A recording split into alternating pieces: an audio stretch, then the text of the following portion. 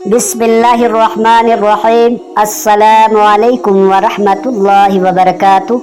हज़रत अबू उमामा रज़ियल्लाहु अन्हु से मरवी है कि एक नौजवान नबी करीम सल्लल्लाहु अलैहि वसल्लम की खिदमत में हाजिर हुआ और कहने लगा, या रसूल अल्लाह सल्लल्लाहु अलैहि वसल्लम, मुझे ज़िना करने की इजाज़त दे दीजिए।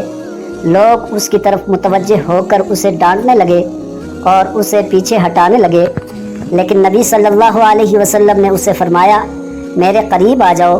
वो नबी सल्लल्लाहु अलैहि वसल्लम के करीब जाकर बैठ गया।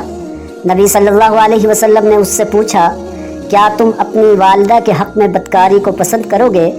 उसने कहा, अल्लाह की कसम कभी नहीं, मैं आप पर कुर्बान जाऊँ। नबी सल्लल्लाहु अलैहि वसल्लम ने फरमाया, लोग भी इसे अपनी माँ के लिए पसंद नहीं करते। फिर पूछा, क्या तुम अपनी बेटी के हक़ में बदकारी को पसंद करोगे?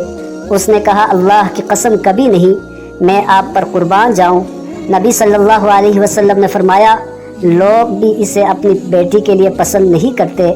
फिर पूछा, क्या तुम अपनी बहन के हक़ में बदकारी को पसंद करोगे? उसने कहा, अल्लाह की कसम कभी नहीं, मैं आप पर कुर्बान जाऊँ।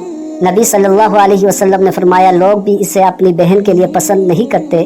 फिर पूछा, क्या तुम अपनी फूफी के हक़ में बदकारी को पसंद करोगे? उसने कहा, अल्लाह की कसम कभी नहीं, मैं आप पर कुर्बान जाऊँ। नबी सल्लल्लाहु अलैहि वसल्लम ने फरमाया, लोग भी इसे अपनी फूफी के लिए पसंद नहीं करते।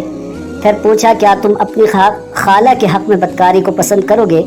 उसने कहा, अल्लाह की कसम कभी नहीं, मैं आप पर कुर्बान जाऊँ। नबी सल्लल्लाहु अलैहि वसल्लम ने फरमाया, लोग भी इसे अपनी खाला के लिए पसंद नहीं करते।